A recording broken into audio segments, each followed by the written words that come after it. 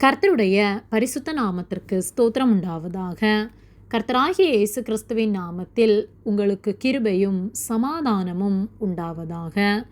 இந்த நாளுக்குரிய தியானத்திற்கான தேவ வார்த்தை யாத்ராகமம் அதிகாரம் 15 வசனம் 23. அவர்கள் மாராவிலே வந்தபோது மாராவின் தண்ணீர் கசப்பாயிருந்ததினால் அதை குடிக்க அவர்களுக்கு கூடாதிருந்தது. அதனால் அவ்விடத்துக்கு மாரா என்று பெயரிடப்பட்டது. பிரியமானவர்களே, கர்த்தருடைய பிள்ளைகளாகிய நாம் கர்த்தருடைய வார்த்தைகளுக்கு கீழ்ப்படிந்து வாழும்போது கர்த்தர் நம்முடைய வாழ்க்கையை ஆசீர்வதித்து நாம் சமாதானத்தோடு வாழ உதவி செய்வார். இஸ்ரவேல் ஜனங்கள் எகிப்திலிருந்து புறப்பட்டு கானான் தேசத்திற்கு பயணம் பண்ணும்போது அநேக வேளைகளிலே கர்த்தரை முறுமுறுத்தார்கள். அவர் செய்த அற்புதங்களை மறந்தார்கள். கர்த்தர் அவர்களை செங்கடலை பிளந்து நடத்தினதை மறந்து போனார்கள். ஆகவே அநேக வேளைகளிலே கர்த்தர் அருவருக்கிற காரியங்களை அவர்கள் செய்து கர்த்தரை விட்டு வழி விலகினார்கள்.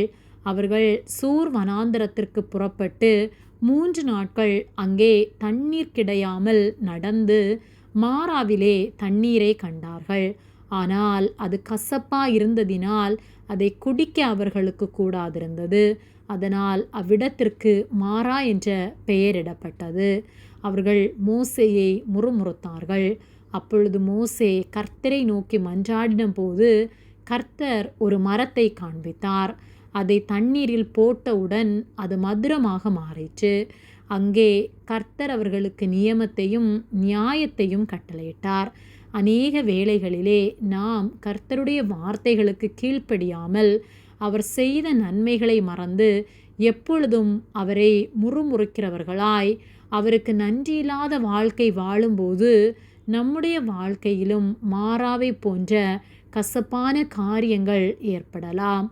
ஆனால் நாம் அவர் நமக்கு தருகிற எல்லாவற்றிலும் மன நிறைவோடு நாம் அவரை துதித்து கர்த்தர் செய்த நன்மைகளை ஒருபோதும் மறவாமல் நாம் அவருக்கு சாட்சி உள்ளவர்களாய் வாழும்போது ஒருவேளை நம்முடைய வாழ்க்கையிலே மாறாவை போல போராட்டங்கள் வந்தாலும் கசப்பான சூழ்நிலைகள் ஏற்பட்டாலும் கர்த்தர் அதை மதுரமாக மாற்ற வல்லமை உள்ளவராய் இருக்கிறார். ஆகவே எப்பொழுதும் நாம் கர்த்தருக்கு உண்மை உள்ளவர்களாய் அவர் விரும்புகிற வாழ்க்கை வாழ்வோம். கர்த்தர் நாம் ஒவ்வொருவரையும் ஆசீர்வதித்து நாம் சமாதானத்தோடு வாழ சந்தோஷத்தோடு வாழ நமக்கு உதவி செய்வார். ஆமேன். ஜெபம். எங்களை அதிகமாக நேசித்து வழிநடத்தி வருகிற எங்கள் அன்பின் பரிசுத்த பிதாவே, இந்த நாளையும் நாங்கள் காணும்படியாக நீர் எங்களுக்கு ஜீவனை தந்த உம்முடைய அன்பிற்காக நாங்கள் உமக்கு நன்றி செலுத்துகின்றோம். நாங்கள் தியானித்த வார்த்தையின்படியே ஒருபோதும் நாங்கள் உம்மை முறுமுறுக்கிறவர்களாய் வாழாமல் எங்கள் வாழ்க்கையில் நீர் செய்த நன்மைகளை ஒவ்வொரு நாளும் நினைத்து உமக்கு நன்றியுள்ள வாழ்க்கை வாழ நீர் எங்களுக்கு உதவி செய்யும்படியாய் ஜெபிக்கின்றோம். எங்கள் மாறாவின் வாழ்வை மதுரமாக மாற்றி ஒவ்வொரு நாளும் நீர் எங்களை பராமரித்து பாதுகாத்து நடத்துவதற்காக நன்றி செலுத்துகின்றோம்.